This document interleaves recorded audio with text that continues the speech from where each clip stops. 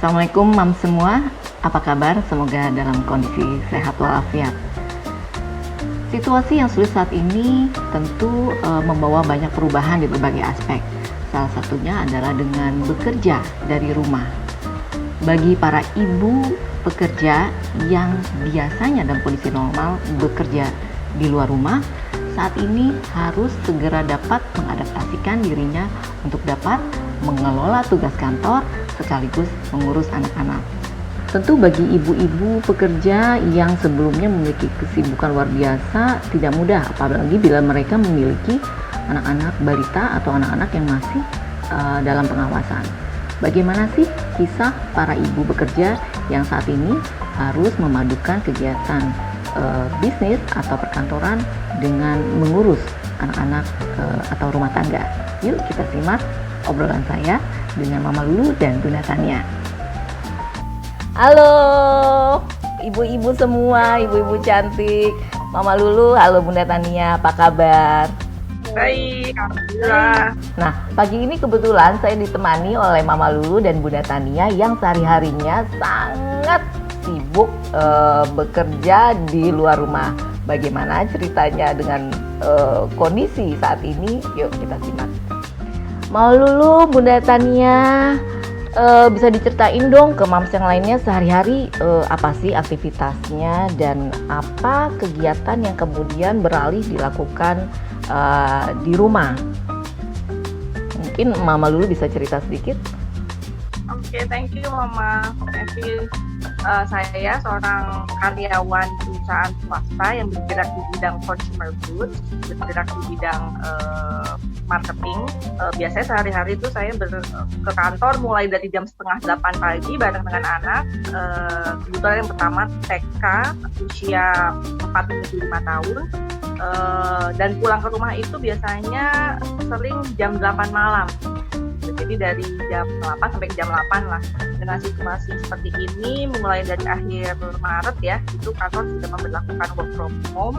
Sebetulnya secara esensi pekerjaan tidak ada perubahan, pekerjaannya tetap sama. Kita meeting dengan tim, kita meeting dengan pihak eksternal dan agency, itu tetap terjadi sih. Cuma sekarang perbedaannya adalah terjadinya lewat telepon, lewat conferencing, terus brainstorm tetap terjadi, bahkan workshop juga tetap terjadi, dan itu semua terjadi lewat medium teleconference atau video conference.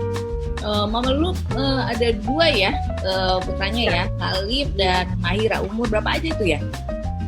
Khalif itu besok 5 tahun dan yang kecil mau 1 tahun.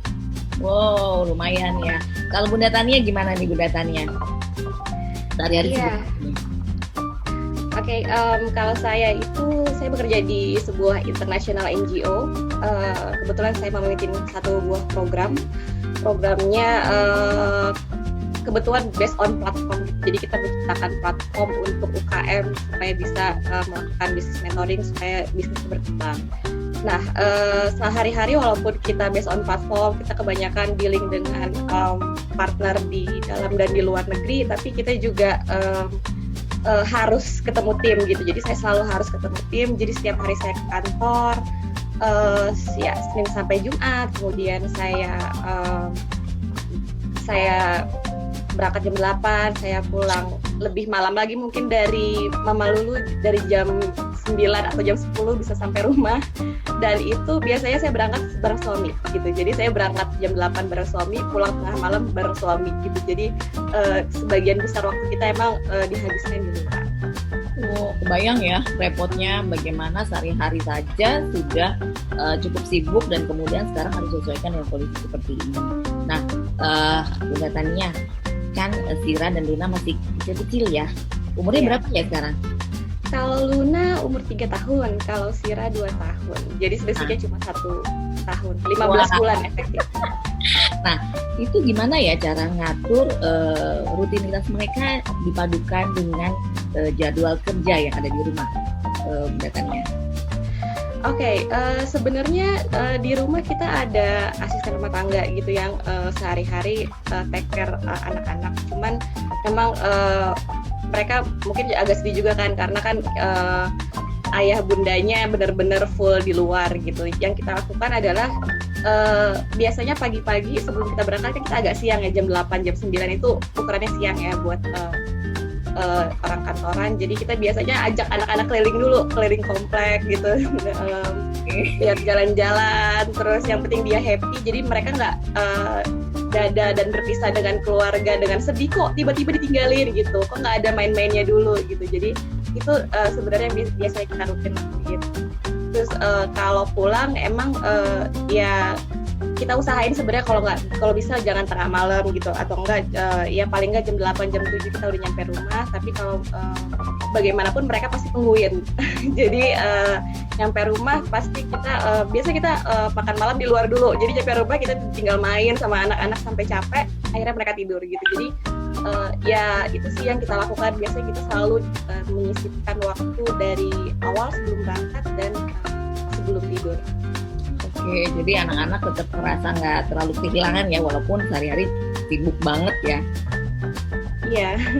Nah, kalau Mama Lulu, anak-anak paham nggak sih kenapa mamanya yang sehari-hari biasanya pulang malam, atau papanya yang juga sering berada di luar rumah, tahu-tahu kok saat ini lebih sering ada di rumah? Anak-anak paham nggak? Kenapa sih? Ada mama, kalau yang bayi, papa? ya, kalau yang bayi pasti belum paham ya. Cuman kalau yang pertama Khalif itu memang di sekolahnya juga sudah ada penyuluhan. Jadi sempat tuh sebelum akhirnya diliburkan sekolahnya, ada tim dokter dari puskesmas setempat kalau nggak salah itu memberikan penataran tentang apa itu virus corona dan apa yang harus kita lakukan, dan guru-gurunya juga sudah rutin lah membriefing anak-anak di sekolah tentang situasi sampai akhirnya keputusan untuk dirumahkan. Jadi mereka pada dasarnya Khalif dan teman-temannya tuh sudah cukup paham sih kenapa sih kita harus bukan mengkarantina ya, harus melakukan physical distancing ini gitu. Dan begitu pula kenapa mama papa meskipun di rumah ini bukan libur. Jadi yang saya tekankan ke Khalif sih sebetulnya oke, kita semua sekarang memang di rumah, tapi ini bukan libur. Karena selama ini kan mereka taunya mama papa di rumah itu artinya Sabtu Minggu gitu kan, atau saya lagi cuti. Nah, penekanan itu tuh penting karena menjaga mereka supaya schedule-nya itu tetap terjaga. Karena kan anak-anak juga pada dasarnya bukannya libur kan, mereka tetap belajar tapi belajar dari rumah. Oke. Nah, kalau Bunda Tania nih, sehari-hari biasanya rutinitasnya kan sebelum ke kantor ajak jalan anak-anak dulu ya. Kebetulan Luna dan Sira juga masih kecil-kecil ya, mereka mungkin belum terlalu paham begitu ya tentang adaptasi ataupun kondisi-kondisi yang agak sulit saat ini. Nah, dengan adanya ayah bunda di rumah, cukup membuat perubahan nggak terhadap rutinitas yang ada sebelumnya? Udah pasti sih. Jadi karena kan sebenarnya di usia Luna dan Sira ini kan mereka di kepalanya mindsetnya masih ayah bunda dan main gitu. Jadi ayah bunda main, nggak ada istilahnya yang lain di luar itu. Nggak peduli bunda dan ayahnya sedang bekerja, yang penting harus main gitu. Jadi Luna juga belum sekolah gitu. Jadi emang kita juga banyak perubahan ya. Jadi dia tahu sebenarnya kondisi ada virus gitu. Jadi kalau diajak ngobrol, Bunda, Luna nggak boleh keluar gitu. Luna nggak boleh keluar karena di luar banyak virus. Udah titik, sampai situ dia tahu gitu. Jadi dia tahu ada kondisi kita harus di rumah semua karena ada virus. Nah, tapi mungkin dia masih belum bisa membedakan ketika ayah bundanya sedang bekerja atau tidak gitu. Jadi yang terjadi adalah setiap kita kerja buka laptop gitu, kita phone call, kemudian mereka datang ngajak main dan lain-lain gitu. Jadi di awal-awal tuh agak struggling karena jadi teman-teman kantor juga wah lucu gitu, wah distraksi lah satu meeting itu.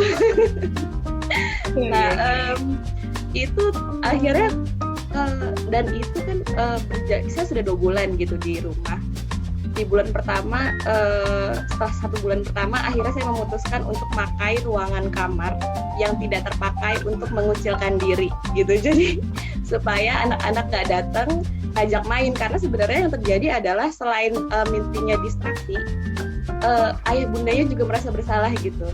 Karena dia pendekatannya kayak gini, Bunda, ayah dong main, Bunda sama ayah, saya nggak sama Luna gitu. Jadi kayak agak jadi bersalah ya, oh kok saya harus kerja, ada anak-anak gitu. Jadi oke, untuk menghilangkan rasa bersalah maka saya harus mengucilkan diri. Jadi saya memutuskanlah untuk memakai ada satu ruangan di rumah itu kosong. Ya walaupun sempit nggak apa-apa, tapi saya bisa fokus dan anak-anak juga nggak merasa sedih karena bundanya lagi kerja gitu. Akhirnya saya pakai ruangan itu dan lumayan cukup berhasil. Tapi ya belakangan ini sih ketahuan bahwa saya ngumpet di situ. Tetap didatengin. Oke, menarik juga tuh idenya. Nah, Mama Lulu, di tengah situasi yang kurang ideal seperti ini, pekerjaannya Mama Lulu kan juga membutuhkan target-target yang bisa dibilang tetap harus diraih begitu ya. Kira-kira ada harapan nggak atau terhadap kondisi yang bisa dibilang memang jauh dari ideal ini terhadap jalannya pekerjaan kantor sekaligus urusan di rumah bisa tetap beres? Ya memang situasi sedang tidak normal ya, karena semua orang juga kita semua berada di situasi yang tidak normal. Nomor satu sih sebetulnya mau di rumah mau di kantor semua tuh dalam posisi bahwa pertama menerima keadaan bahwa oh ya memang kondisinya seperti ini.